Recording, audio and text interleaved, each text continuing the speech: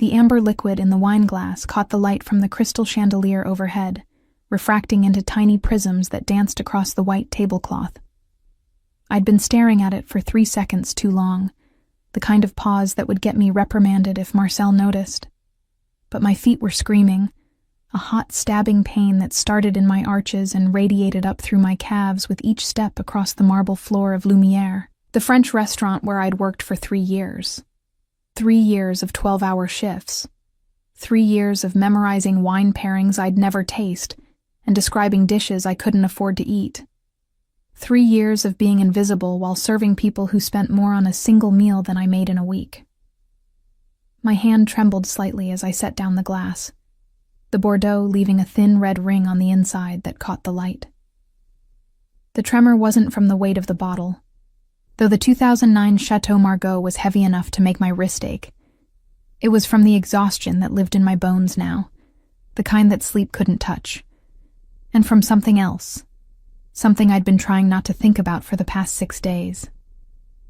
The home pregnancy test, still wrapped in a paper bag, hidden beneath my spare uniform in my locker downstairs. I hadn't taken it yet. If I didn't take it, I could pretend the missed period was stress. The nausea was bad food. The way my breasts felt tender and swollen in my uniform bra was just hormones. Schrödinger's baby, simultaneously existing and not existing until I opened that box and collapsed the possibility into a single, life-altering truth. Ren. Marcel's sharp whisper cut through my thoughts, his French accent making my name sound like a reprimand. Table 7. They've been waiting. Table 7, the private alcove in the back corner, separated from the main dining room by burgundy velvet curtains. The table we reserved for VIPs, celebrities, politicians, the kind of people who valued discretion as much as they valued the truffle risotto.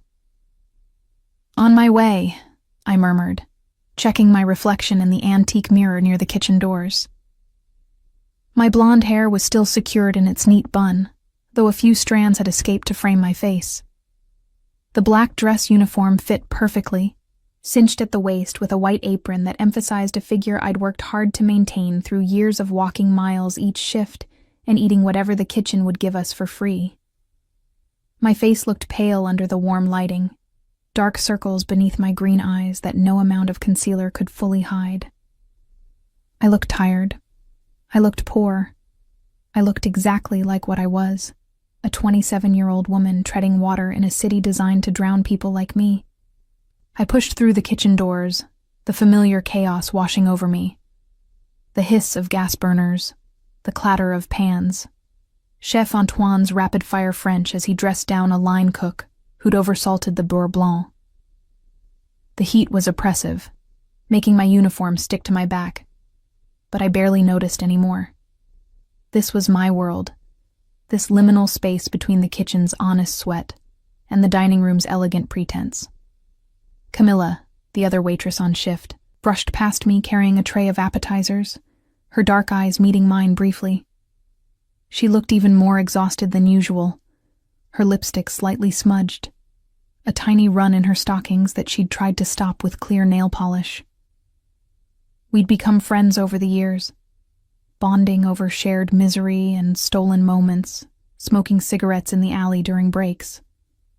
But lately, something had changed in her. She flinched when Marcel raised his voice.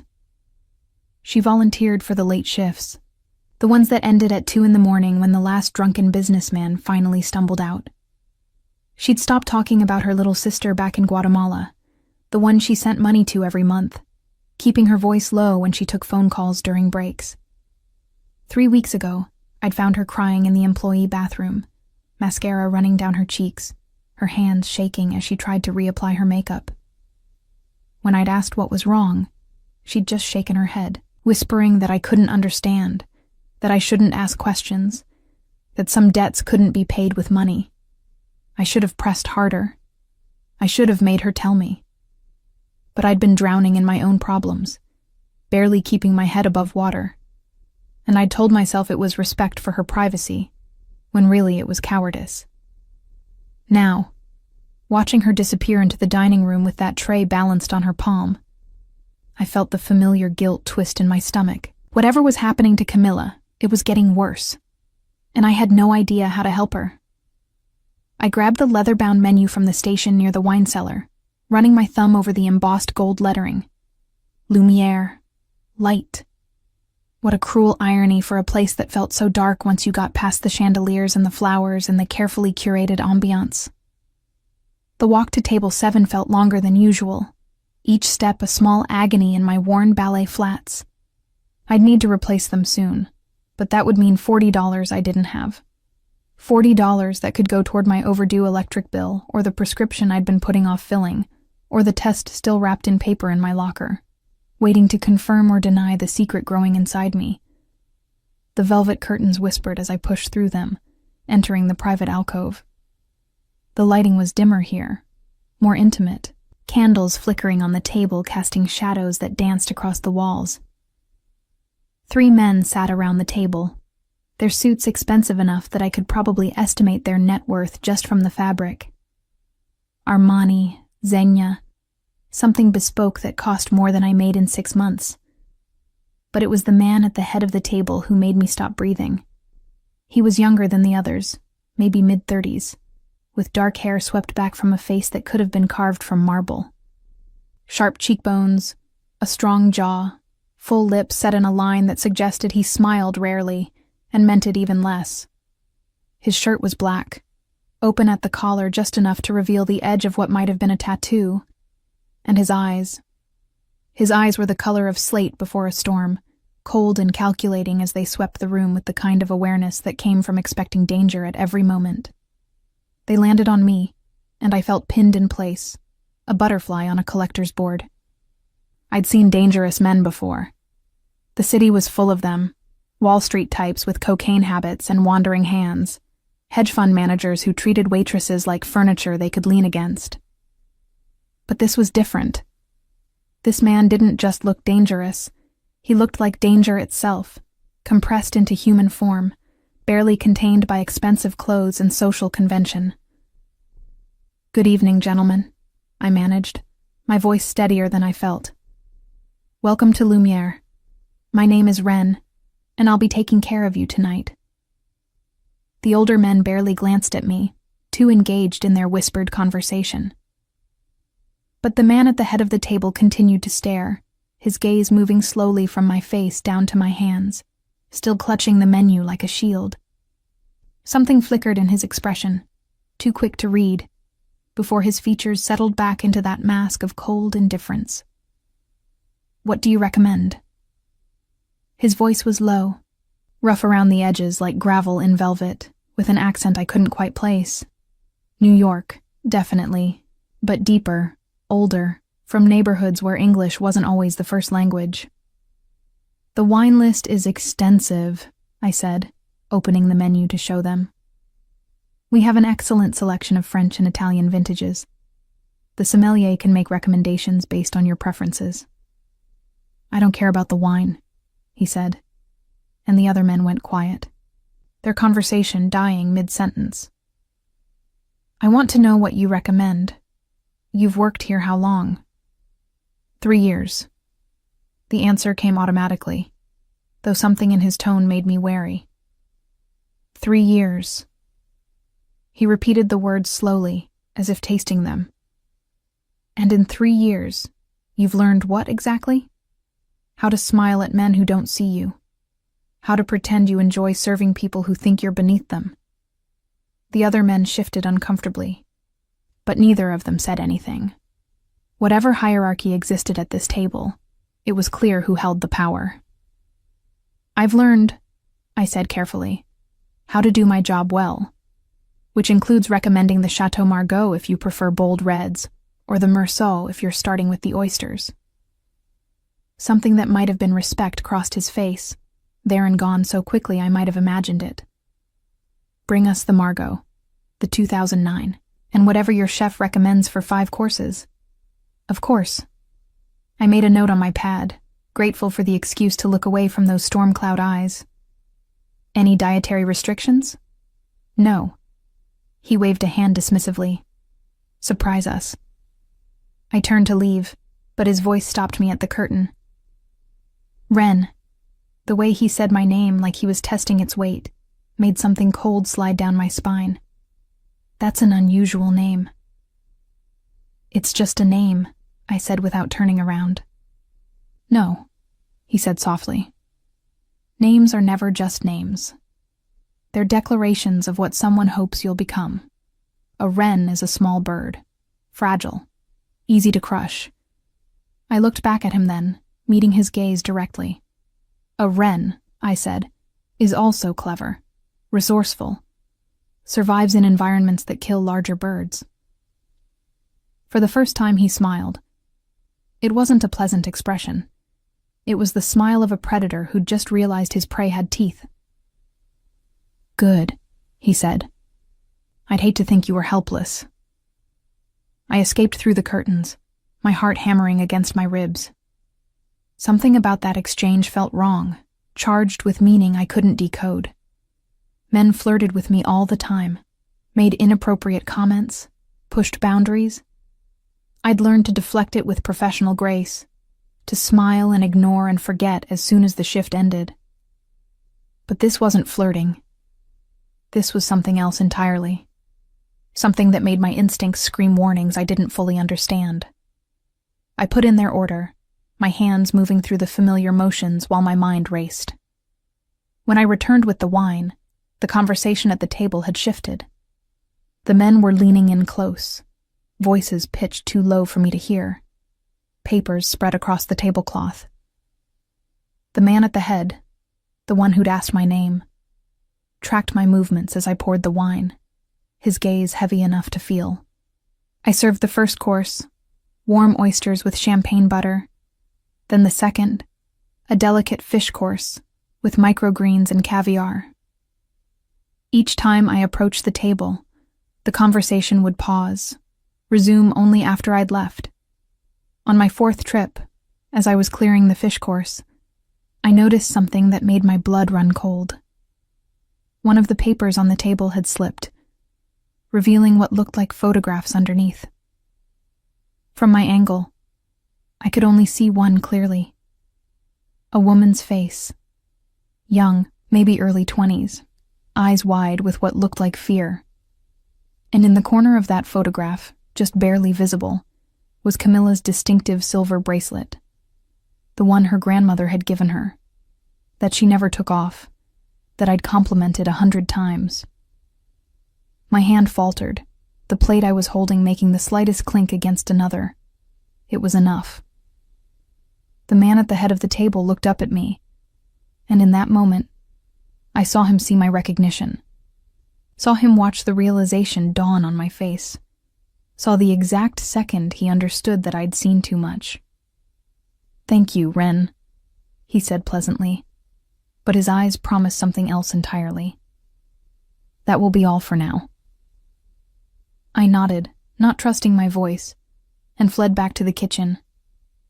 My hands were shaking so badly I nearly dropped the plates as I set them in the dirty dish station. Camilla. Whatever was happening to her, these men were involved. And I'd just shown them I knew it. The rest of the shift passed in a fog of mounting dread. I moved through the familiar choreography of service, smiling at guests, pouring wine, reciting specials with practiced enthusiasm, while my mind kept circling back to that photograph, to Camilla's bracelet, to the cold calculation in the man's eyes when he'd realized I'd seen it. By the time Table 7 finally left, somewhere past midnight, I'd convinced myself I'd imagined the whole thing. The lighting had been dim. The photograph had been at an angle. Maybe it wasn't even Camilla's bracelet. Maybe I was just exhausted and paranoid, projecting my own anxieties onto innocent business documents. But then I saw Camilla in the changing room, and I knew I hadn't imagined anything. She was sitting on the bench in front of her locker, still in her uniform, staring at nothing. Her hands were clasped tightly in her lap, knuckles white with tension. When I entered, she didn't look up. "Cam?" I said softly, sitting down beside her. "Are you okay?" She laughed, a brittle sound that had nothing to do with humor, Am I okay? No, Ren. I'm not okay. I haven't been okay for months. Something in her voice, the raw desperation, the resignation made me brave. Tell me what's happening. Please. Whatever it is, maybe I can help. She finally looked at me, and the emptiness in her dark eyes was worse than tears. You can't help me. Nobody can. I'm in too deep, and there's no way out except... Except what? She shook her head, standing abruptly and opening her locker. She pulled out her purse, a cheap knockoff that she'd bought from a street vendor, and for a moment I thought she was just going to leave. But then she turned back to me, and there was something fierce in her expression, desperate and determined. When Marcel hired me 3 years ago, she said quietly, I was so grateful. I needed the money for my sister's schooling back in Guatemala. My whole family, we pooled everything we had to get me here, to give me this chance. I was going to save up, bring them over legally, do it right. I know, I said, because she'd told me this story before, in happier times when we'd shared cigarettes and dreams in the alley. But it wasn't enough, she continued. The money I made here, after rent and food and everything else, there was barely anything left to send home. And my sister, she got sick, needed surgery. $30,000 I didn't have, couldn't borrow, couldn't make in time. My stomach twisted, understanding dawning before she even said the words. Monsieur Laurent offered to help me. Her voice was flat now, drained of emotion.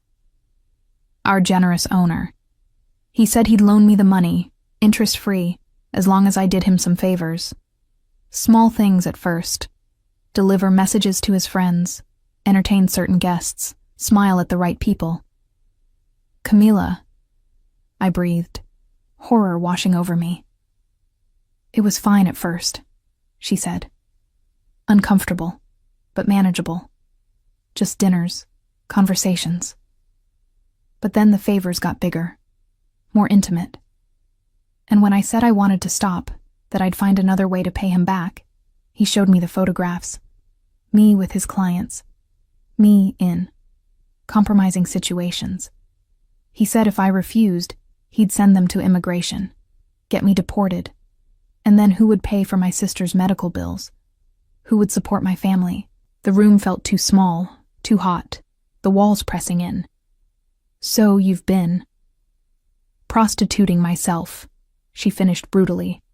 Let's call it what it is. Laurent runs an escort service on the side, high-end, very discreet.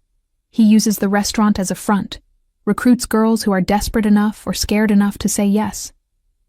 Most of us are immigrants, undocumented or barely legal. Easy to control, easy to dispose of if we cause problems. I wanted to tell her to go to the police, to report Laurent, to fight back. But I'd lived in New York long enough to know how this would play out. A documented immigrant with photographs and powerful clients versus Laurent, a French citizen with money and connections, and lawyers who'd bury her in legal fees she couldn't afford. She'd be deported before the case even went to trial. Her family left with nothing. Tonight, Camilla said, her voice dropping to barely above a whisper. One of Laurent's clients wanted something I wasn't willing to give. I said no. He didn't like that. When I tried to leave, he grabbed me and... She pulled down the collar of her uniform slightly, revealing finger-shaped bruises blooming purple against her collarbone. Laurent's personal driver stopped it before it went too far. But Laurent was furious, not at his client, at me, for refusing, for causing a scene. Jesus Christ, I breathed. He told me I have one more chance. Camilla's hands were shaking now, and she pressed them flat against her thighs to still them. One more opportunity to prove I'm worth keeping around. Tomorrow night there's a private party. Very exclusive. Very expensive. If I perform well, he'll forgive the incident. If I don't. She didn't finish the sentence. She didn't need to. There has to be something we can do, I said desperately. Someone we can tell. Who? Camilla asked simply. The police Laurent plays golf with? The mayor who eats here every Tuesday? The judges who bring their mistresses to our private rooms? Laurent has spent years building connections, buying influence. He's untouchable. She was right, and we both knew it. Men like Laurent didn't exist in a vacuum. They thrived because the system protected them, because people with power valued their comfort and privacy over the suffering of invisible women serving their meals. Camilla closed her locker and squared her shoulders, and I saw her physically transform, putting on the mask she wore for customers. Pleasant, professional, empty. I have to go. Laurent wants to brief me on tomorrow's party. Make sure I know exactly what's expected. Cam. Don't, she said, holding up a hand. Don't try to fix this. Don't put yourself at risk for me. Just forget I said anything, okay? Forget everything. She left before I could argue, her footsteps echoing in the stairwell as she climbed up to Laurent's office on the 3rd floor.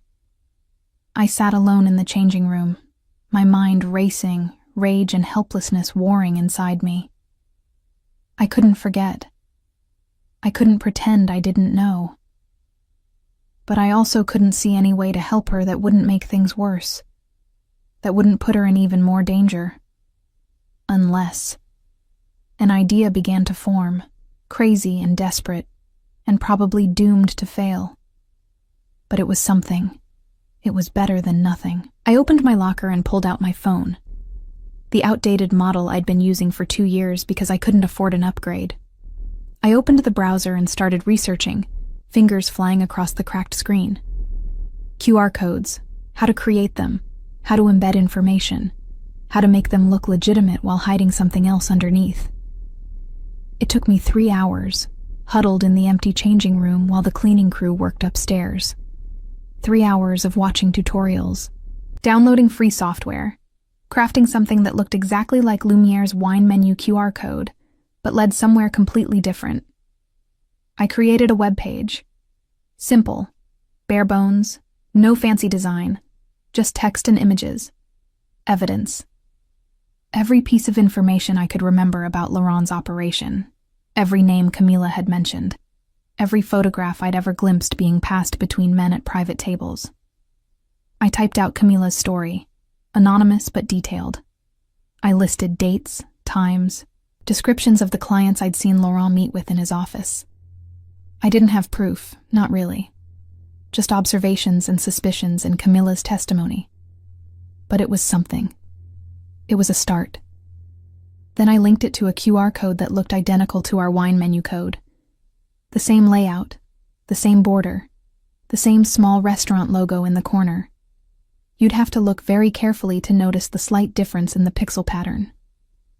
Most people wouldn't bother. They'd just scan it expecting to see wine selections and instead get redirected to my web page. It was a terrible plan. It would probably fail. But maybe, just maybe someone would scan that code. Someone with more power than me. Someone who could actually do something about Laurent and his network of predators. Someone like the man from Table 7. I'd noticed how carefully he'd watched everything, how his eyes tracked movement and cataloged details. He was dangerous, clearly. Criminal, almost certainly. But there'd been something in the way he'd looked at those photographs.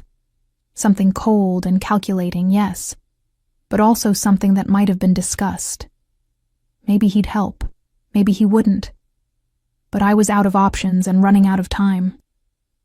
I printed the new QR code on the office printer when no one was looking. A small sticker I could place over the real wine menu code.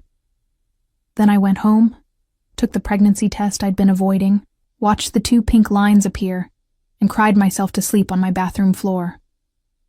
The next day, I came to work early. I placed my fake QR code stickers on every wine list in the private rooms, including Table 7's alcove. Then I waited. The man came back exactly 1 week later. Same table, same expensive suit, same cold eyes that seemed to see everything. This time he was alone. No entourage, just him and a laptop and a single glass of whiskey he didn't touch. I served him personally, my heart hammering so hard I was certain he could hear it. He ordered the prix-fixe menu without looking at me, his attention on his screen. I set down the wine list, the one with my fake code, and retreated to a respectful distance. And then I watched as he pulled out his phone, scanned the QR code almost absently, and went very, very still. The silence stretched for what felt like an eternity. He read my webpage. I could see it in the way his eyes moved, tracking left to right, scrolling down. His expression never changed. He could have been reading the weather forecast for all the emotion he showed. Then he looked up and met my gaze directly, and I saw recognition in his eyes. Not surprise. Recognition. Like he'd been waiting for exactly this. He stood, left cash on the table, far more than his meal cost, and walked out without a word. I didn't follow. I didn't know if I'd just saved Camilla, or signed her death warrant, or mine. But 3 hours later, just as we were closing, Laurent's driver burst through the front door, his face pale with panic. Monsieur Laurent needs everyone to leave immediately. There's been an incident. The restaurant is closing early. An incident. Such a polite word for whatever catastrophe was unfolding upstairs. Camilla grabbed my hand as we were herded out, her fingers ice cold. "What did you do?" she whispered, but there was something like hope in her voice. "I have no idea," I admitted. "We found out the next morning. Laurent had been arrested. So had 4 of his clients. The charges were extensive: trafficking, racketeering, sexual exploitation, money laundering. The evidence had come from an anonymous tip, incredibly detailed, with documentation that shouldn't have existed. The restaurant closed permanently. 23 women came forward with stories similar to Camilla's. The investigation expanded, revealing a network that stretched across 3 states and involved dozens of men in positions of power.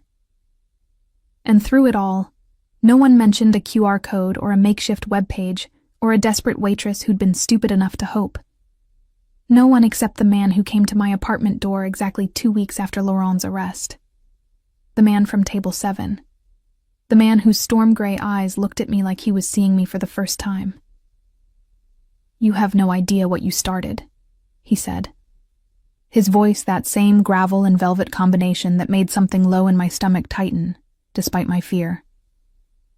Laurent's organization was small time, but the men he catered to, the clients who used his service, they're connected to something much bigger. And now they know someone's watching. Someone who's clever enough to hack their entire operation. "I didn't hack anything," I said, my voice steadier than I felt. "I just made a website." "You exposed them," he corrected. "You made them vulnerable. And men like that, when they feel vulnerable, they eliminate threats." He paused, his gaze dropping briefly to my stomach, which was still flat but somehow seemed more obvious now that I knew. "All threats." The implication hung in the air between us. "Are you here to eliminate me?" "No," he said simply. "I'm here to offer you a choice." I didn't invite him inside, but he walked in anyway, moving past me with the kind of confidence that came from never being refused entrance anywhere. My apartment, with its secondhand furniture and water-stained ceiling, suddenly felt even more cramped with him in it. He filled the space not with physical size, but with presence, with the coiled energy of someone accustomed to control. "Nice place," he said, and I couldn't tell if he was being sarcastic. "I can't afford better," I replied flatly, closing the door but leaving the chain unlatched. An illusion of safety. Nothing more. If he wanted to hurt me, a flimsy chain wouldn't stop him. "You said I have a choice. What kind of choice?" He turned to face me, and up close, in the harsh fluorescent light of my kitchen, I could see details I'd missed at the restaurant. The faint scar that ran along his left eyebrow. The way his jaw clenched and unclenched. A tiny tell of tension beneath his controlled exterior, The tattoo that peeked from his collar, black ink forming shapes I couldn't quite make out. "My name is Silas Thorne," he said, and I realized he'd never actually introduced himself before. "I control most of the shipping that moves through New York's ports, legal and otherwise."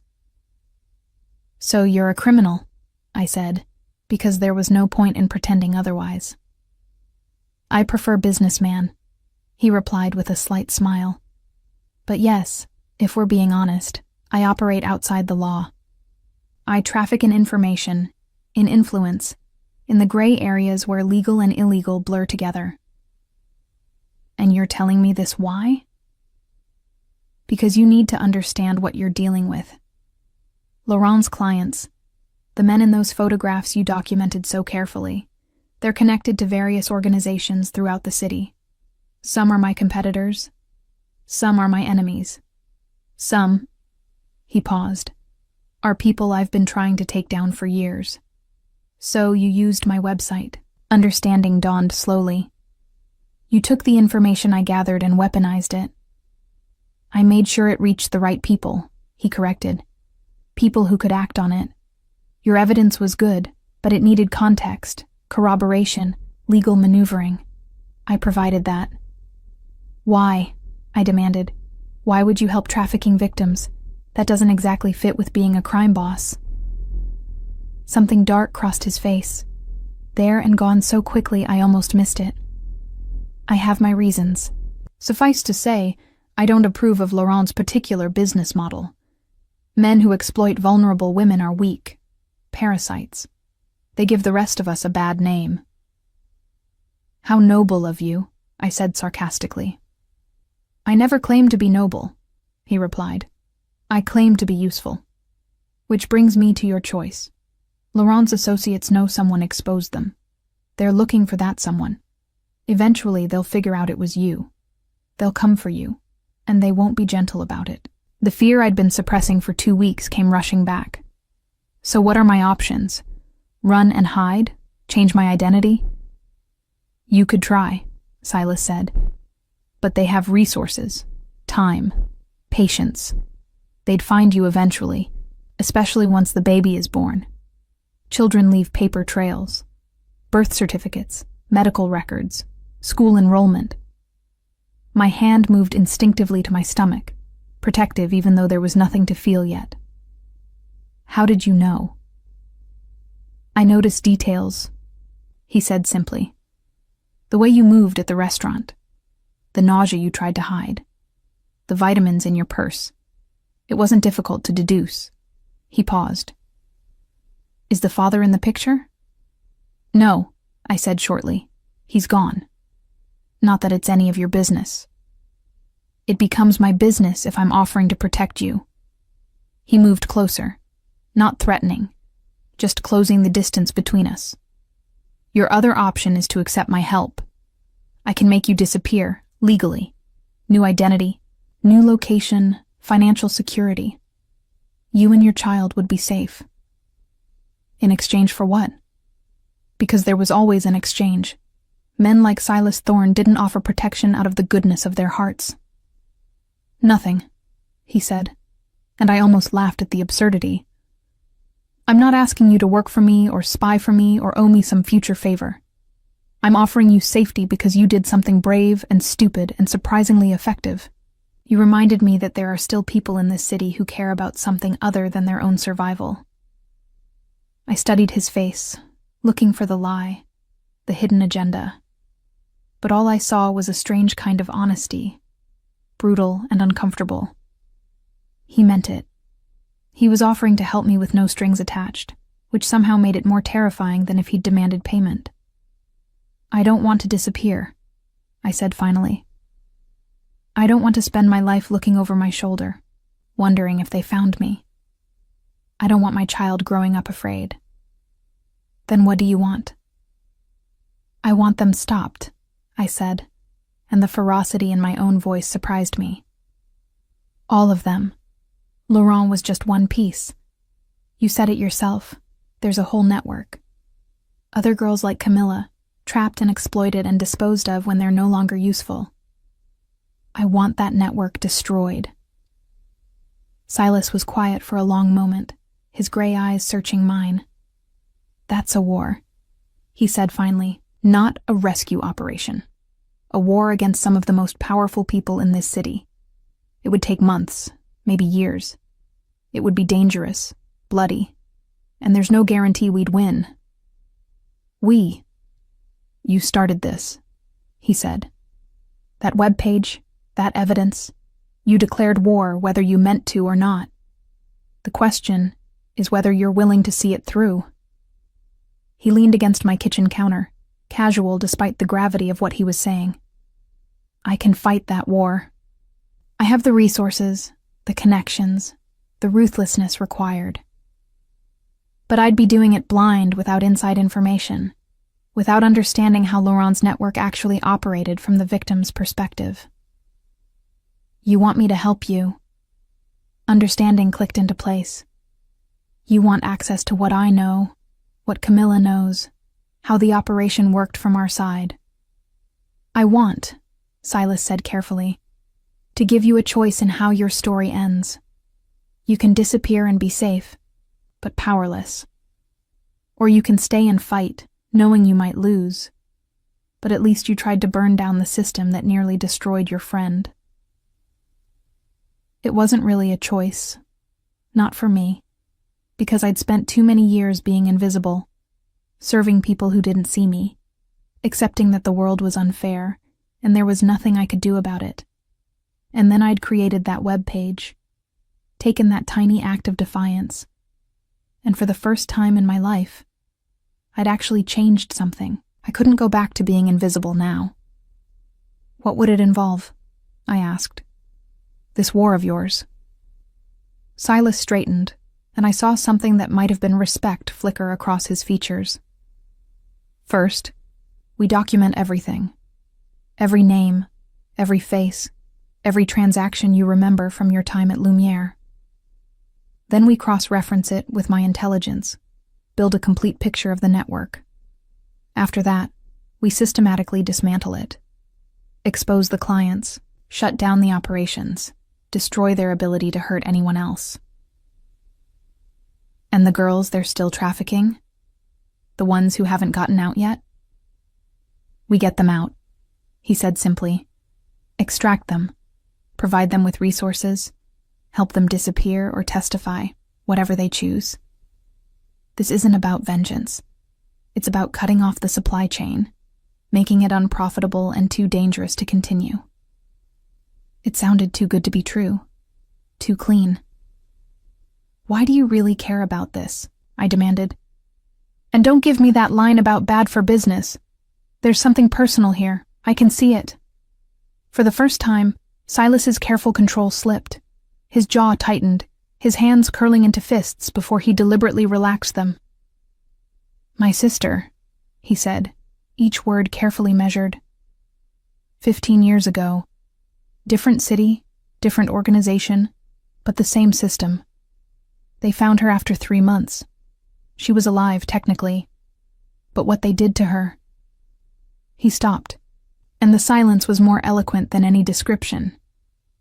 She never recovered. Died by suicide 2 years later. The raw pain in his voice was unexpected, human in a way I hadn't anticipated. I'm sorry, I said inadequately. Don't be sorry, he replied. Be smart. Understand what you're getting into. These aren't just criminals. They're businessmen with lawyers and political connections. They'll fight back. They'll target you specifically once they realize you're working with me. Your life will become exponentially more dangerous. My life is already dangerous, I pointed out. You said they're looking for me anyway. At least this way I'm doing something about it instead of just hiding. There's a difference between passive danger and actively painting a target on your back. Then I guess I'd better learn to shoot, I said, and I saw surprise flicker across his face before something that might have been admiration replaced it. You're serious, completely. I moved closer to him, matching his intensity. I watched my best friend get destroyed by men who thought they could use her and throw her away. I lived 3 years in that restaurant, invisible and powerless, while Laurent and people like him preyed on women who had no other options. I'm done being powerless. So yes, I'm serious. I want to help you burn it all down. Silas studied me for a long moment, and I had the unsettling sense that he was seeing past my bravado to the fear underneath, the exhaustion, the desperate hope that maybe I could turn my stupid, impulsive act of rebellion into something that actually mattered. "All right," he said finally, "but we do this my way. You follow my instructions, you don't take unnecessary risks, and you tell me immediately if you feel unsafe or compromised. This isn't about being a hero. It's about being smart and strategic." "Fine," I agreed. "But I have conditions too." His eyebrow rose. "You're negotiating with me?" "You said this was a choice. That means I get to set terms." I held his gaze, refusing to be intimidated. "First, Camilla and any other girls we rescue, they get real help. Not just money and a bus ticket, actual support, therapy, legal aid, whatever they need. Second, I stay involved in decisions about the operation. You don't shut me out because you decide it's too dangerous. Third, my baby is off limits. No using my pregnancy as leverage or making decisions for me based on the fact that I'm going to be a mother." "Is that all?" There was amusement in his voice now, subtle, but definitely there. "No. Fourth, when this is over, assuming we survive, you leave me alone. No debts, no favors owed, no strings attached. We're even, and I go back to my life. Your life as an unemployed waitress with a target on her back." He shook his head. "That's not realistic. Then I'll find a new life," I said firmly. "But it will be my life, my choice, not something you orchestrated because you feel responsible for me."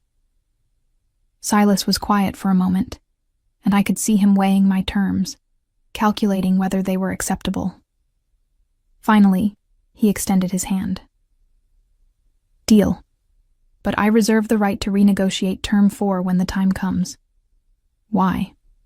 "Because," he said, his gray eyes holding mine, "I have a feeling that by the time this is over, leaving you alone will be the last thing either of us wants." I took his hand, his palm warm and calloused against mine, and felt the strange electricity of that touch.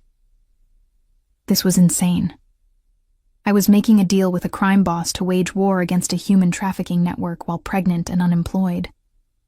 Nothing about this was rational or safe, or remotely resembling a good decision. But I'd spent my whole life making safe decisions, practical choices, and where had it gotten me? Alone, broke, invisible. At least this way, if I was going to crash and burn, I'd do it while fighting for something that mattered. "When do we start?" I asked. "Now," Silas replied. "Pack a bag. You're coming with me." "Where?" "Somewhere safe. Somewhere they can't find you while we plan our next move." He released my hand and moved toward the door. "And Ren, thank you." "For what?" "For reminding me why I started this in the first place," he said. "Why fighting monsters matters, even when you become one yourself in the process." Silas's definition of somewhere safe turned out to be a brownstone in Brooklyn, tucked away on a tree-lined street that looked like it belonged in a movie about old money and quiet scandal. The building was 4 stories of red brick and elegant iron railings, with window boxes that someone actually maintained, and a front door painted glossy black. "This is yours?" I asked, as he unlocked the door with an actual key. No fancy electronic systems, just old-fashioned metal and tumblers. "It's off the books," he replied, which wasn't really an answer. "No utilities in my name, no property records linking it to me. As far as anyone knows, it's owned by a shell corporation that doesn't exist." He pushed the door open and gestured for me to enter. "It's clean, secure, and most importantly unknown. You'll be safe here." The interior matched the exterior's elegance, all hardwood floors and crown molding, furniture that managed to be both expensive and comfortable. Art on the walls that probably cost more than I'd make in 5 years. A kitchen with marble countertops and appliances I didn't know how to use. It was beautiful and impersonal, like a very expensive hotel suite. "How many safe houses do you have?" I asked, setting down my single duffel bag, which looked pathetic against all this carefully curated wealth. "Enough." Silas moved through the space with familiar ease, checking windows and doors with the automatic precision of someone who'd done this 1,000 times. "The guest bedroom is upstairs, second door on the left. There's food in the kitchen, though we'll need to stock up on things you can actually eat given your condition. Make yourself comfortable." "My condition," I repeated. "You mean my pregnancy? You can say the word." He turned to look at me, and something in his expression shifted, became more guarded. "Your pregnancy. Yes. How far along are you?" "About 8 weeks." I hadn't meant to tell him, but the words came out anyway. "I just found out for sure, before everything with Laurent exploded." "And the father?" "Left before I knew," I said shortly. Not that I'd want him involved anyway. He was a mistake. The relationship was a mistake. And the only good thing coming out of it is this baby. Silas nodded slowly, as if processing information and filing it away. "You'll need to see a doctor. Regular prenatal care. I'll arrange for someone discreet." "I can arrange my own medical care." "With what money?" He wasn't being cruel, just practical. "You're unemployed, likely uninsured and in hiding. Let me help." The ugly truth was that he was right. I had maybe $700 in my checking account. No health insurance since Lumiere had only offered it to full-time employees and I'd been classified as part-time, despite working 50 hours a week. I couldn't afford prenatal care. Couldn't afford the vitamins I was supposed to be taking. Couldn't afford any of this. "Fine," I said, hating how small my voice sounded. "Thank you." "Don't thank me yet." Silas moved to the kitchen and started pulling out food, assembling what looked like the components of a meal. "We have work to do, starting with everything you remember about Laurent's operation." We spent the next 3 hours at his dining table, me talking and him listening with absolute focus, occasionally asking questions that made me realize how much I'd seen without fully understanding. He took notes in a leather-bound journal, his handwriting surprisingly neat, and when I described the various men I'd seen meeting with Laurent, he'd sometimes pull out his phone and show me photographs. "Him?" he'd ask, and I'd nod or shake my head, and he'd make another notation. By the time we finished, I was exhausted, emotionally drained from reliving months of observations and suspicions I'd tried to ignore. Silas made me eat chicken and vegetables that he'd cooked himself, and I was surprised to discover he was actually good at it. Former line cook? I guessed, watching him plate the food with casual expertise. Something like that. He set a plate in front of me. "Eat. You look like you haven't had a proper meal in weeks." He wasn't wrong. I'd been living on whatever the kitchen at Lumiere would give me, and cheap takeout I could barely afford. Real, home-cooked food felt like luxury. "This is good," I admitted around a mouthful of chicken. "My mother insisted we learn to cook," Silas said, sitting across from me with his own plate. "Said no son of hers would be helpless in a kitchen.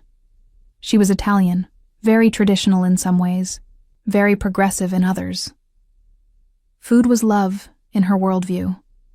The best way to show care." It was the first personal detail he'd volunteered, and I found myself curious. "Was?" "Cancer, 10 years ago." He said it matter-of-factly, but I could hear the old pain underneath. "After my sister. After what happened to her, it broke something in my mother. She blamed herself. Thought if she'd been more watchful, more protective, she could have prevented it. The guilt ate her alive, literally." "I'm sorry," I said, and meant it. "Life is cruel to women," Silas said quietly. It takes and takes until there's nothing left. My sister, my mother, the girls Laurent trapped. The system is designed to consume you, which is why we're going to dismantle it piece by piece. We cleaned up together, moving around the kitchen in a surprisingly comfortable silence. He showed me how to use the security system, gave me codes and keys, explained that the panic button in every room would bring help within 5 minutes. Help meaning your people, I clarified. Meaning me, he corrected. I'm the only one who knows you're here. The fewer people involved, the safer you are. That should have been concerning. Being alone with him, dependent on him, isolated from everyone I knew. But strangely, I felt safer than I had in months. Maybe it was the exhaustion. Maybe it was the pregnancy hormones. Or maybe it was something in the way Silas looked at me, not with pity or condescension, but with respect. Like I was an equal partner in this insane plan, rather than a victim to be protected. I should let you sleep, he said, checking his watch. It was nearly 10 p.m. Tomorrow we'll start the real work. Building cases, gathering evidence, identifying targets. It'll be tedious.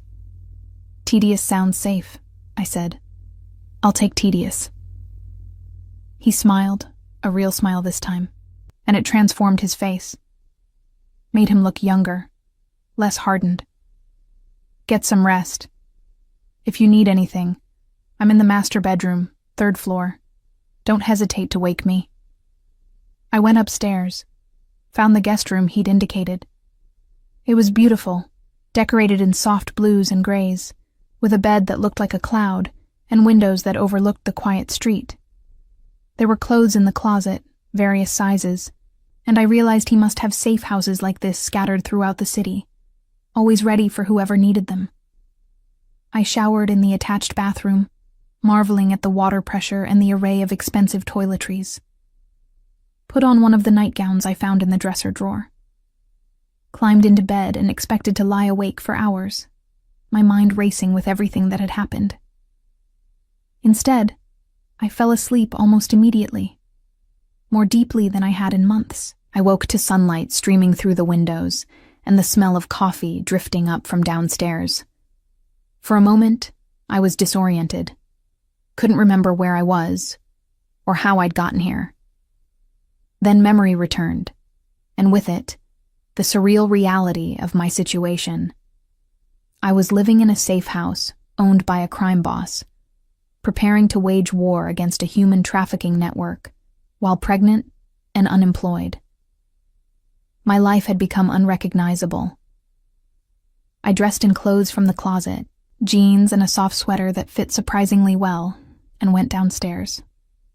Found Silas in the kitchen, already dressed in dark slacks and a button-down shirt, looking like he'd been awake for hours. He was reading something on his laptop, his expression focused and slightly grim. "Morning," I said, pouring myself decaf coffee from the pot he'd made. "You look unhappy." 3 more girls went missing last night, he said without preamble. From clubs throughout the city, all of them fit Laurent's profile: immigrants, vulnerable, desperate. His organization might be dismantled, but the demand didn't disappear. Someone's stepping in to fill the void. The coffee turned bitter in my mouth. Already? Nature abhors a vacuum, Silas said. We took out one supplier, so another one emerges. That's the problem with only attacking one part of the network. Unless we destroy the whole system, new predators will always step in.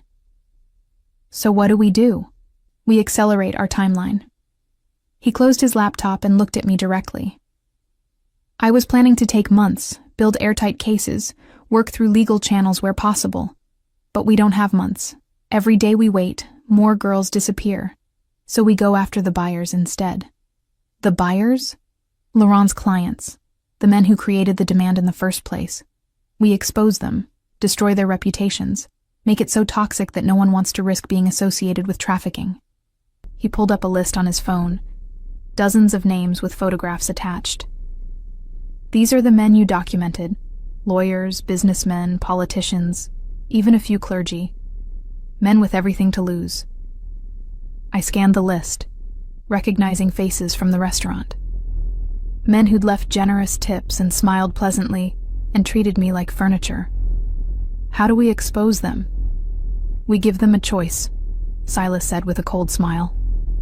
Come forward voluntarily, confess their involvement, and face justice. Or we release everything: photos, financial records, testimony from the women they exploited, and let the court of public opinion destroy them. Most of them won't confess, I predicted. No, he agreed, but a few will, and their confessions will corroborate the evidence against the others. It creates a cascade effect. Once one domino falls, the others have no choice but to follow. It was ruthless, strategic, exactly the kind of plan that might actually work. When do we start? This afternoon. We're meeting with the first target, a hedge fund manager named Richard Kessler. He was one of Laurent's regular clients, spent a fortune on his services. But he's also got a family, a reputation, everything to lose if this becomes public. And you think he'll cooperate? I think he'll be smart enough to see that cooperation is his only option. Silas stood, gathering his things. We leave in an hour. Wear something professional, business casual. We need to look legitimate. I went back upstairs, my mind racing. This was real. We were actually doing this. And despite the fear, despite the insanity of it all, I felt something that might have been excitement. Purpose. For the first time in my life, I wasn't just surviving, I was fighting back. The clothes in the closet included several business-appropriate outfits, and I chose a simple charcoal dress with a blazer. Professional, but not too formal. I did my makeup carefully, making myself look confident and composed even though my hands were shaking. When I came back downstairs, Silas looked me over with an appraising eye. Good. You look trustworthy, innocent, like someone a jury would believe. Is that a compliment? It's an observation, and a strategic advantage. He held out a folder. This is everything we have on Kessler. Memorize it. When we confront him, you need to know the details better than he does. Make him understand that we have everything, that there's no point in lying. I spent the car ride to Manhattan reading and rereading the file. Richard Kessler, 42, married with 3 children. Harvard MBA, managed a fund worth $2 billion. Multiple board positions, donated generously to charity. On paper, he was a pillar of the community. But the photographs told a different story.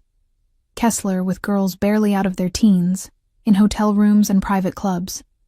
Financial transfers to shell companies that led back to Laurent. Text messages that made me physically ill to read, treating human beings like commodities to be purchased and discarded. How did you get all this? I asked Silas. I have resources, was all he said. We met Kessler in his office, a corner suite with floor-to-ceiling windows overlooking Central Park. He'd agreed to see us under the pretense of discussing a potential investment. When we walked in, he was all smiles and confidence, shaking Silas's hand and barely glancing at me. Mr. Thorne, pleased to meet you. And this is? My associate, Silas said smoothly. She'll be observing. We sat, and Silas wasted no time. He placed a photograph on Kessler's desk, one of the man with a girl who couldn't have been more than 19, his hand on her bare thigh, his expression predatory. The blood drained from Kessler's face. I believe you recognize this, Silas said pleasantly, along with the other 47 photographs we have, and the financial records, and the testimony from 6 different women describing your preferences in detail. Kessler's mouth opened and closed. This is blackmail. No, I said, speaking for the first time, and his attention snapped to me.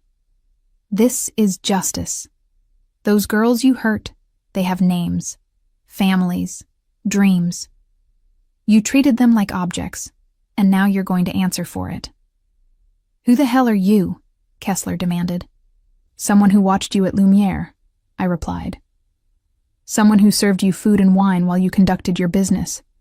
Someone who's going to make sure everyone knows exactly what kind of man you are. The color that had left his face came back in an angry rush. You can't prove anything. Silas smiled. We can prove everything. The question is whether you cooperate now, voluntarily, or whether we destroy you publicly. Your choice. We left him there, sweating and panicking, with 24 hours to decide. As we walked back to the car, I realized I was shaking, but not from fear, from satisfaction, from the fierce joy of finally fighting back. You were good in there, Silas said as he started the engine. Natural, believable. I meant every word.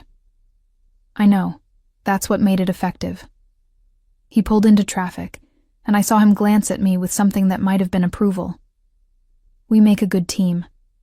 Don't get used to it, I said.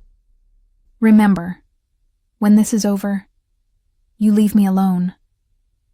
We'll see, was all he said, and I didn't have the energy to argue. Kessler confessed. Not to the police, not initially, but to his lawyer, who then contacted the district attorney's office with a deal. Full cooperation in exchange for reduced charges. Within 48 hours, his testimony had implicated 7 other men, and the investigation was expanding faster than anyone had anticipated. But success came with complications. They know someone's coordinating this, Silas said 3 weeks later, pacing his office in a building I'd learned was the legitimate front for his less legal operations. Import, export, technically true, though what was being imported and exported wasn't always documented. Kessler's lawyer is smart. He's noticed that the evidence against his client is too complete, too organized. Someone had access to information that shouldn't exist. I was sitting in the leather chair across from his desk, my hand resting on my stomach, which had finally started to show a slight curve. 13 weeks now, safely into the 2nd trimester, though nothing about my life felt particularly safe. So what does that mean for us? It means they're looking for the source, which means they're looking for you, even if they don't know your name yet. He stopped pacing and looked at me. We need to move you. This safe house is compromised. How? One of my people was questioned yesterday. Someone approached him asking about connections to Laurent's organization, people who might have grudges or information. He didn't talk, but the fact that they're asking questions means they're narrowing their search. Silas moved to the window, looking out at the city spread below us. I underestimated how quickly they'd organize a counterattack. You keep saying they, I pointed out. Who specifically are we talking about? He turned back to me. Do you really want to know?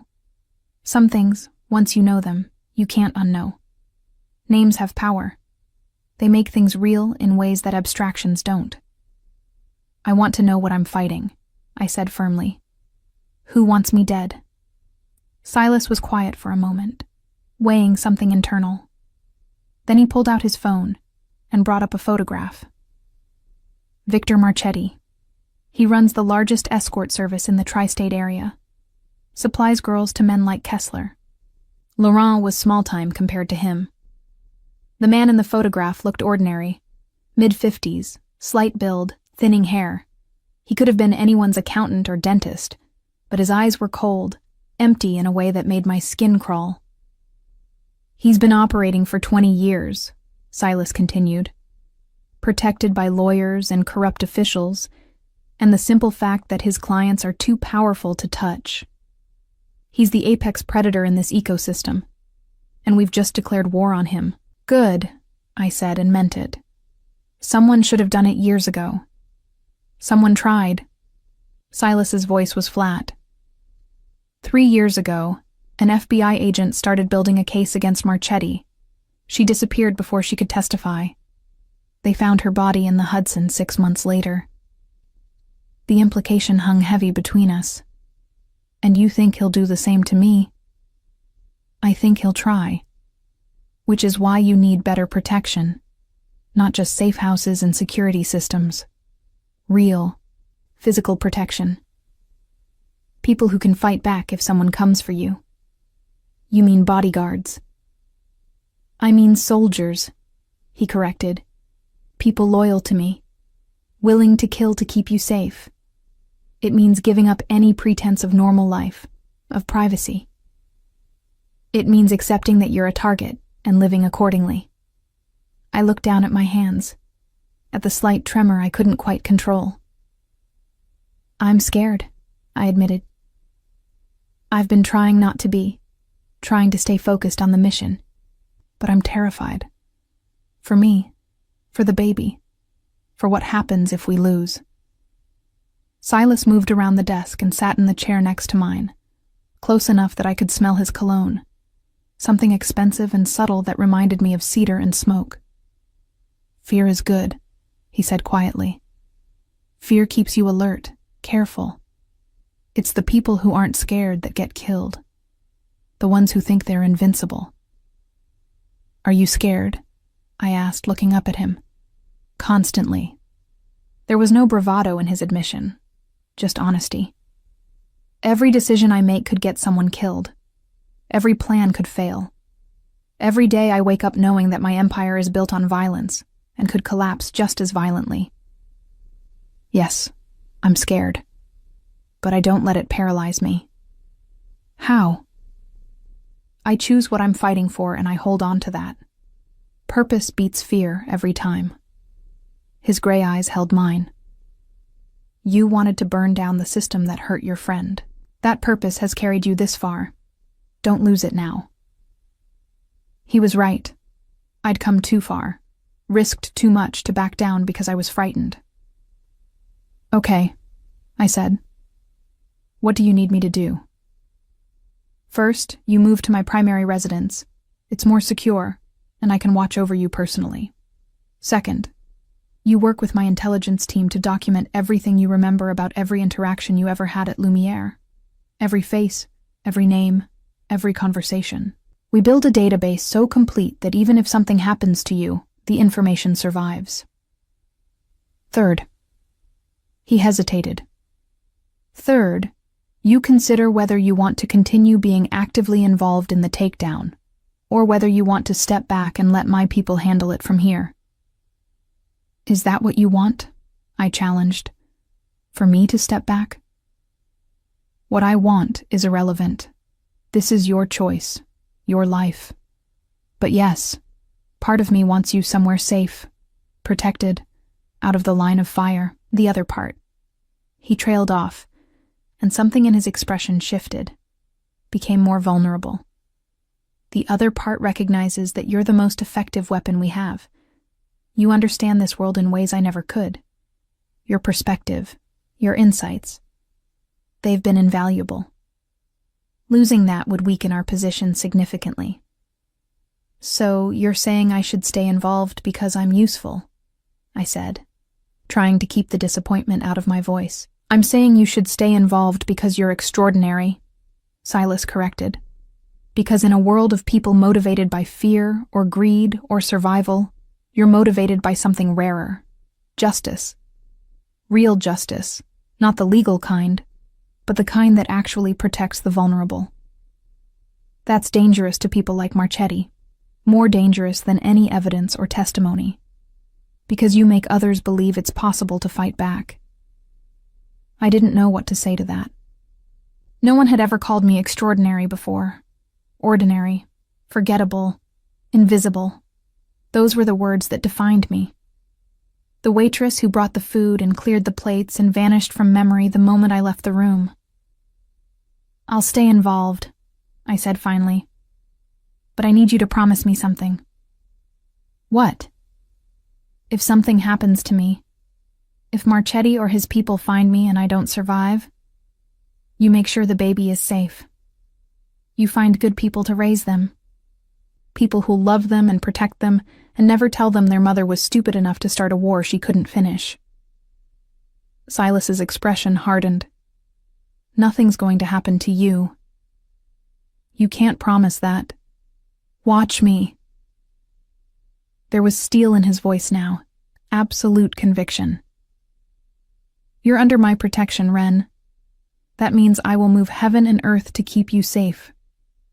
Marchetti wants to get to you. He'll have to go through me first. And I promise you, I'm much harder to kill than an FBI agent working alone. Why? The question burst out before I could stop it. Why do you care so much? Is this really just about your sister? About past trauma? Or is there something else? He was quiet for a long moment, his gaze searching mine. Then he reached out and took my hand, his fingers warm and calloused against my palm. In my world, he said slowly, everyone wants something from me. Power, money, protection, revenge. Everyone has an angle, a plan, a reason to pretend loyalty while waiting for a chance to betray me. It's exhausting, being surrounded by people who see you as a tool, or a threat, or a stepping stone to what they really want. I want something from you too, I pointed out. Help destroying Marchetti's network. Yes, he agreed. But you didn't come to me asking for help. You tried to do it yourself, with nothing but a website and a desperate hope that someone would notice. You risked everything for someone else, with no guarantee of reward or recognition. That's... He paused, seeming to struggle for words. That's so rare in my life that I can't help but treasure it. You remind me that goodness exists, that there are still people worth protecting. And I find myself wanting to protect you specifically, not because you're useful or strategic, but because the world needs more people like you and fewer people like me. My throat felt tight. That's the saddest thing I've ever heard. He smiled, wry and self-aware. Welcome to my life, sad and complicated, with occasional moments of extreme violence. Sounds terrible. It is, he agreed, but it's also mine, and I've made peace with what I am. A monster, yes, but one who occasionally does monstrous things to even worse monsters. It's not redemption, not exactly, but it's something. I squeezed his hand. You're not a monster. You're just a man who's seen too much darkness and adapted to survive in it. That's different. Semantics. No, I insisted. Monsters don't sit in safe houses cooking dinner for pregnant women. They don't arrange medical care or worry about whether their protection is invasive. They don't give people choices when they could just take control. You might do monstrous things, but you're not a monster. Not to me. Something shifted in his expression, a crack in his carefully maintained armor.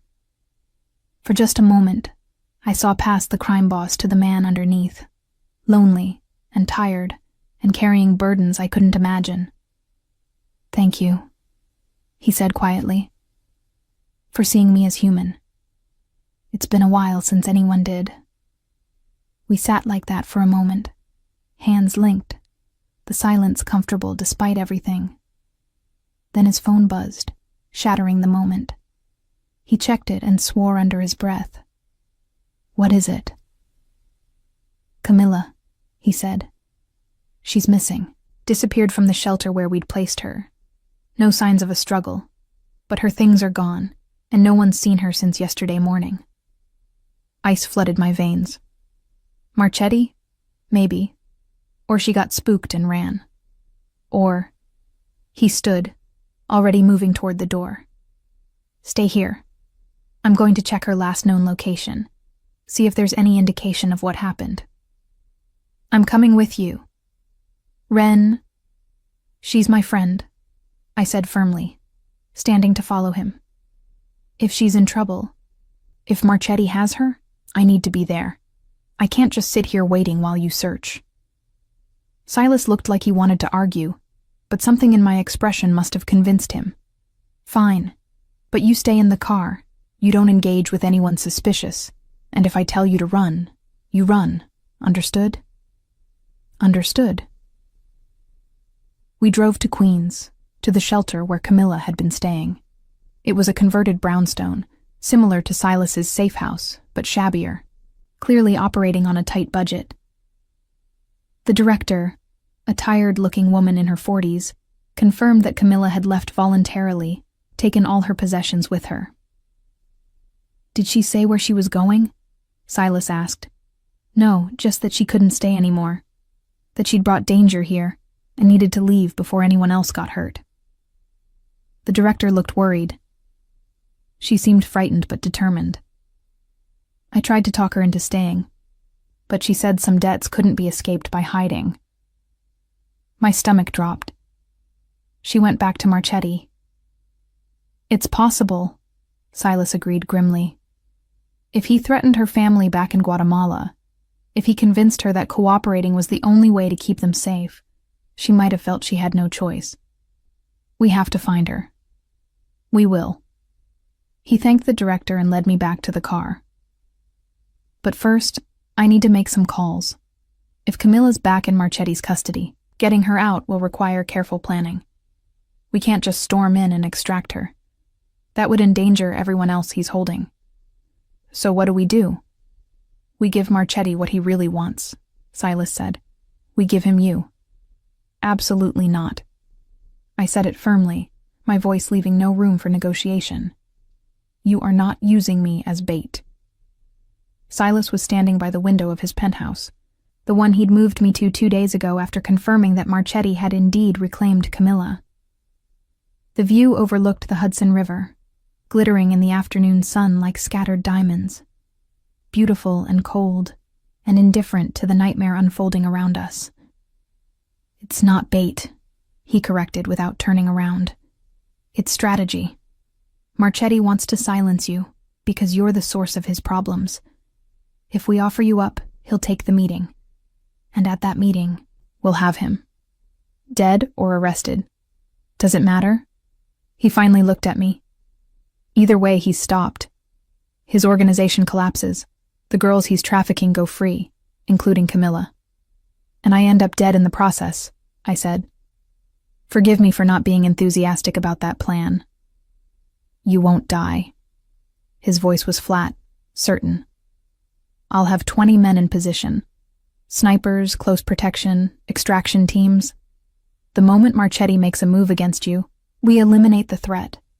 You'll be wearing body armor, you'll have a weapon, and most importantly, you'll have me. Nothing is going to happen to you. You can't guarantee that. I can." He moved closer, his gray eyes intense. "I've spent 3 weeks planning this operation. Every contingency, every possible scenario. I've wargamed it against my best strategists. The odds of success are 87%. What about the other 13%? Statistically insignificant." But the way he said it, the slight hesitation, told me he was lying. Those 13% haunted him, kept him awake at night, running through scenarios trying to find the flaw in his plan. I sat down on the leather couch, my hand instinctively moving to my stomach. 15 weeks now, the bump more pronounced, impossible to hide under loose clothing. "I'm pregnant," I said quietly. "If something goes wrong, if I die, you're not just killing me. You're killing my baby. An innocent life that has nothing to do with any of this." Silas flinched, the first crack in his composure I'd seen in days. "I know. You think I don't know that? You think I haven't been calculating exactly that cost every time I revise this plan? Then explain to me why this is the only option. There has to be another way to get to Marchetti without putting me directly in his crosshairs."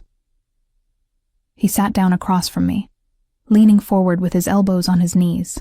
"I've been fighting men like Marchetti for 15 years. I know how they think, how they operate. They survive by being paranoid, by trusting no one, by eliminating threats before they become problems.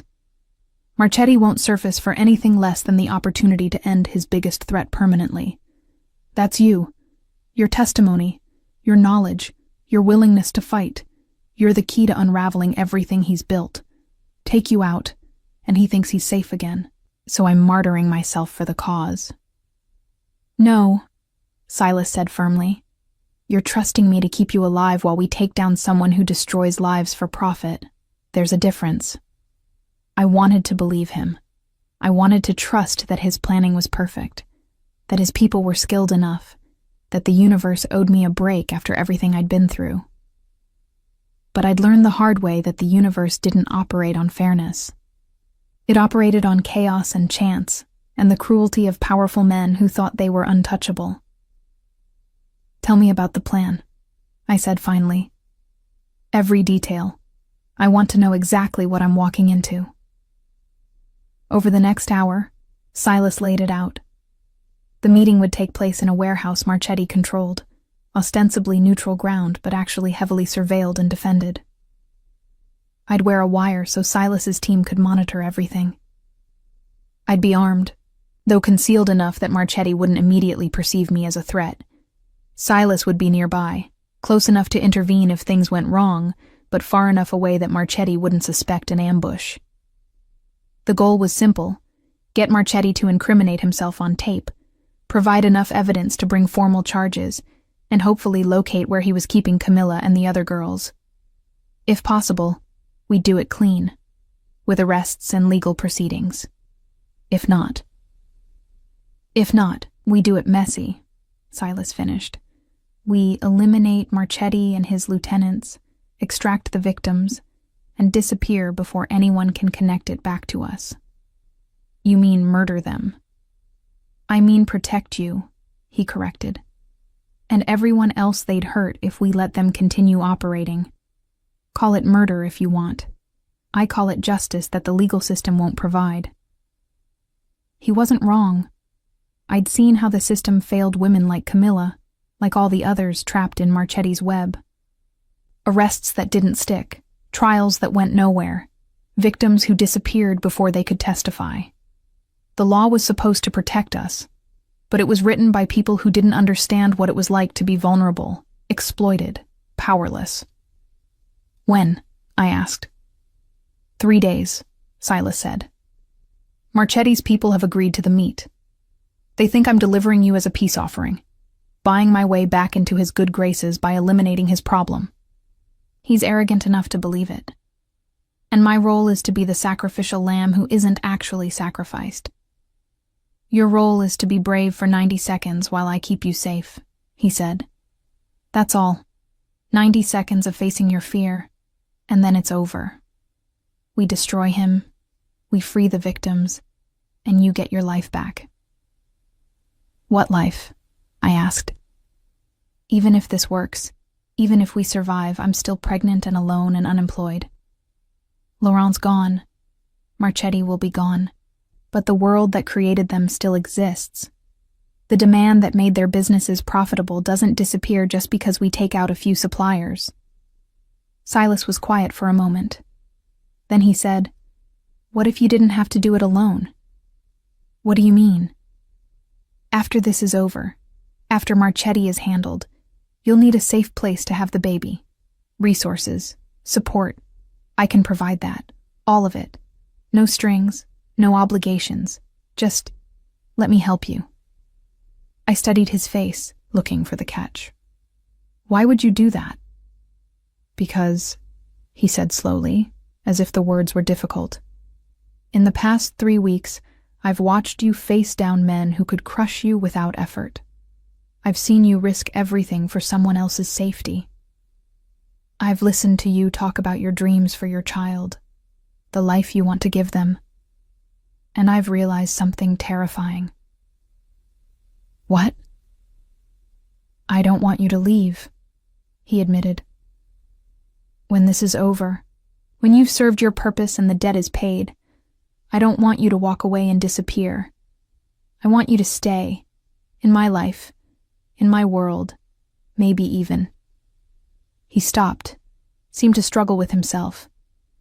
"Maybe even in my home, permanently." My breath caught. "Are you asking me to—" "I'm not asking anything," he interrupted. "Not yet. First, we survive the meeting with Marchetti. Then we can talk about what comes after. But I needed you to know that when I say I'll keep you safe, it's not just strategic, it's personal. I care about you, Ren. More than I should. More than is smart. But undeniably.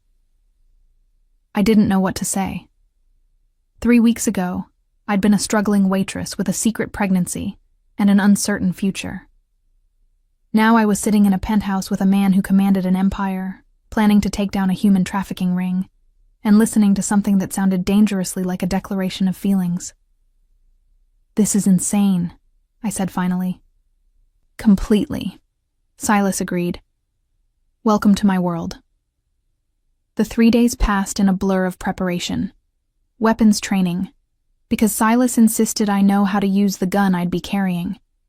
Rehearsals of the meeting, practicing what to say, how to respond, when to signal if I needed extraction. Medical checkups to ensure the baby was healthy, that the stress wasn't affecting my pregnancy. And throughout it all, moments of surprising normalcy. Meals shared at his dining table, conversations about books and art, and anything except the looming confrontation. Quiet evenings where we'd sit together in comfortable silence, his hand sometimes finding mine, a connection forming that neither of us had planned for. On the night before the meeting, I couldn't sleep. I paced the guest room, running through scenarios, imagining all the ways this could go wrong. Finally, around 2 a.m., I gave up and went downstairs. Found Silas in his study, also awake, staring at blueprints of the warehouse spread across his desk. "Can't sleep either?" I asked from the doorway. He looked up, and in the dim light, he looked tired. Human, vulnerable in ways he never was during the day. Every time I close my eyes, I see that 13%. The scenarios where something goes wrong, where my plan fails, where you... He didn't finish the sentence. Where I die, I finished for him. Yes. He stood and moved toward me. I've sent men into danger before. Good men, loyal men, some of them died. I mourned them, felt responsible, but I accepted it as the cost of war. But the thought of you dying, of losing you because my plan wasn't perfect enough, it's unbearable. And I don't know why it's different with you, but it is. Because you see me as human, I said, not as a soldier or a tool or a strategic asset. You see me as a person with dreams and fears and a baby growing inside me who deserves a chance at life. I see you as essential, he corrected, as someone who makes my world less dark just by existing in it. And tomorrow, I'm asking you to risk that existence for something that might not even work. You're not asking, I reminded him. I'm choosing. I could say no. I could hide, disappear, let Marchetti win because I was too afraid to fight. But I'm not going to do that. Because every day Marchetti operates, more girls like Camilla suffer. Every day we wait, the debt of inaction grows. So yes, I'm scared.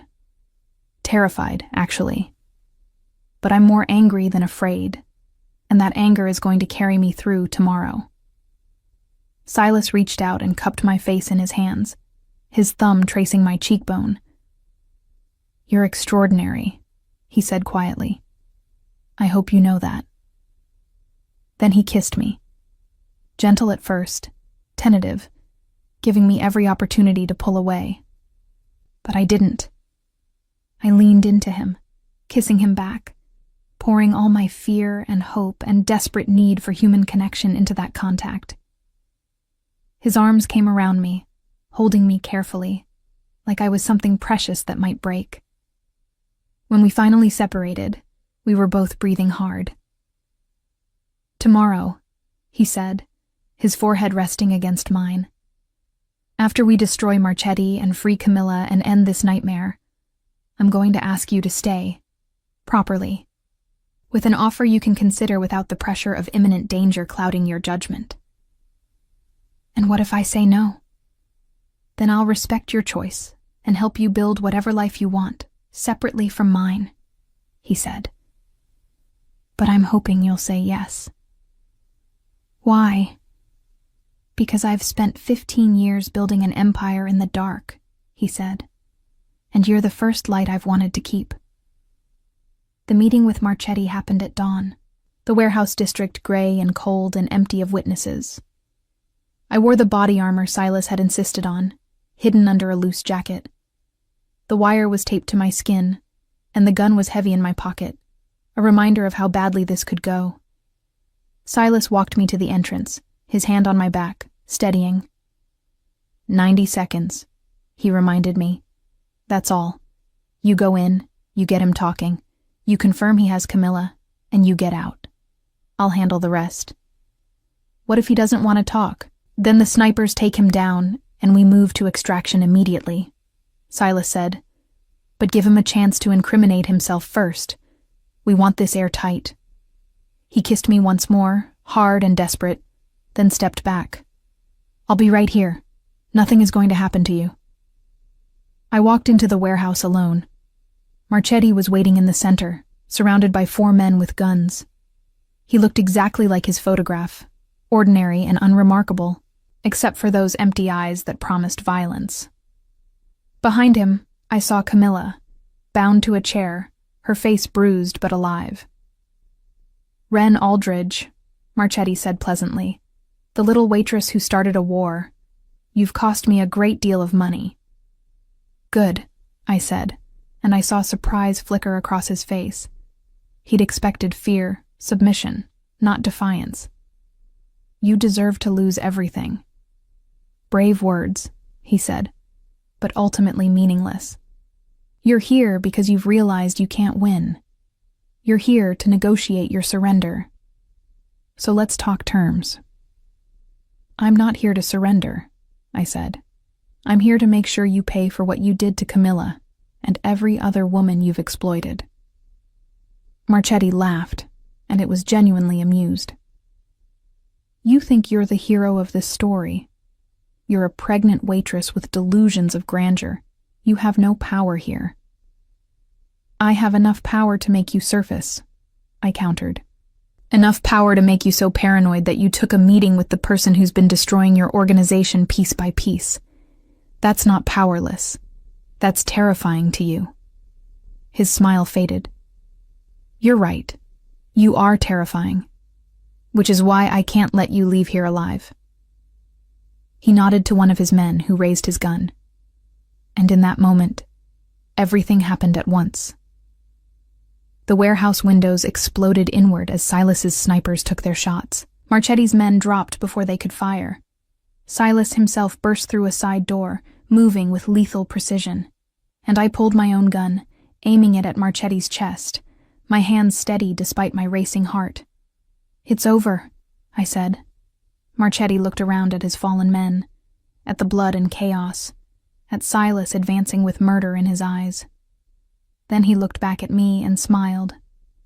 You think this ends anything? I'm one man. There are dozens more like me. Hundreds. An entire industry built on the suffering you're trying to stop. Kill me, arrest me, it doesn't matter. The system will replace me before my body's cold. Maybe, I agreed. But every system is built on individuals. Remove enough individuals, and the system collapses. You're just the first domino. Silas reached us, his gun trained on Marchetti. Final chance. Tell me where the other girls are. Tell me the names of your partners, or I end this my way. Marchetti said nothing. His silence was answer enough. The gunshot echoed through the warehouse. Marchetti fell, and just like that, it was over. We freed Camilla and found 12 other girls locked in rooms throughout the warehouse, got them medical attention, connected them with resources, started the long process of helping them rebuild. The evidence we gathered from Marchetti's computers led to 17 more arrests. The case made national news, though my name was never mentioned. As far as the public knew, it was an FBI operation that finally succeeded. 2 months later, I stood in Silas's penthouse, looking out at the city, my hand resting on my swollen belly. 23 weeks pregnant now, the baby active enough that I could feel definite kicks. Proof of life continuing despite everything. You're thinking too hard, Silas said from behind me. I'm thinking about the future, I admitted. About what kind of life I want for this baby. What kind of person I want to be. He wrapped his arms around me, careful of my stomach, his chin resting on my shoulder. And have you decided?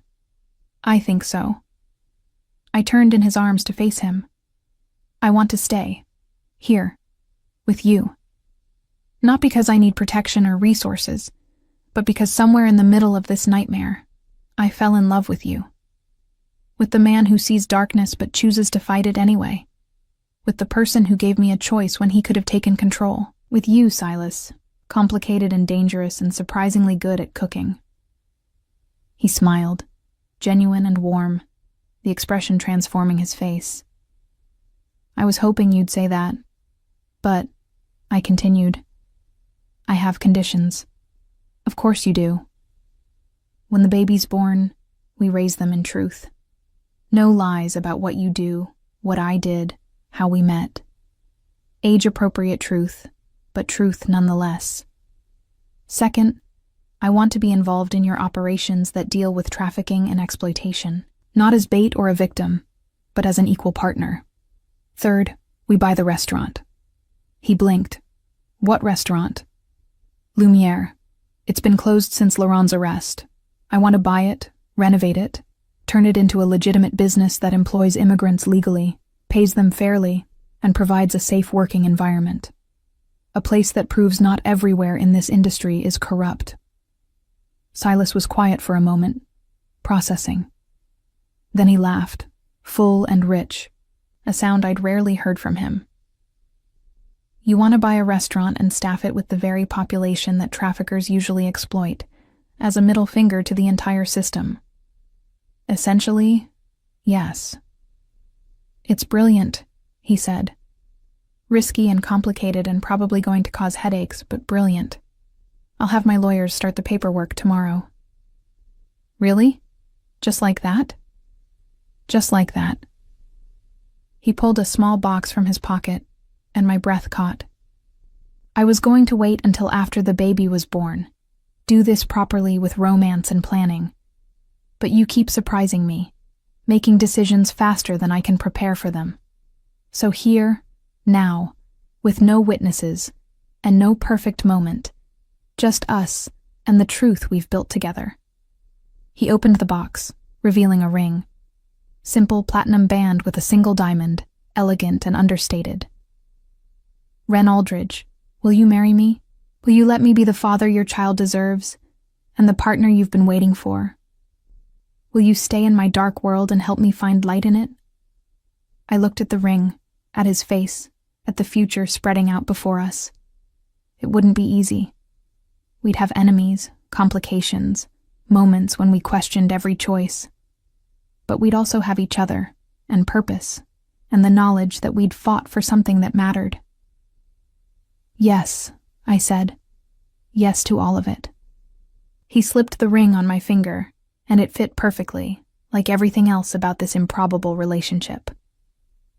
I love you, he said. I don't say it easily or often, but I love you. I love you too, I replied, my dangerous, complicated, surprisingly romantic crime boss. 3 months later, I gave birth to a daughter. We named her Sophia, after Silas's sister. She had his gray eyes and my stubborn determination, and holding her for the first time, I understood exactly what I'd been fighting for all along. 6 months after that, we reopened Lumiere under new management. The staff was diverse, legal, and paid above industry standard. The private rooms became community spaces where immigrant families could celebrate milestones without fear. The restaurant became a symbol, proof that it was possible to operate ethically in an industry known for exploitation. And on the first anniversary of the day I'd served Silas at table 7, I brought him coffee with a QR code on the saucer. He scanned it with amusement, expecting another menu or maybe a joke. Instead, it led to a single word. Thank you. For what? He asked. For seeing me, I said simply. for making me visible when I'd spent years disappearing, for choosing to be the kind of man who protects rather than prays, for giving me a life I never imagined possible. He pulled me close, Sophia sleeping between us, our imperfect, dangerous, extraordinary family. "The light recognizes the dark," he said, "and the dark learns to crave the light. That's all we ever were, all we ever needed to be. And in that moment, in that truth, I knew we'd won more than a war against traffickers. We'd won the chance to build something good in a world that tried to make us cruel. And that, more than anything, was worth fighting for."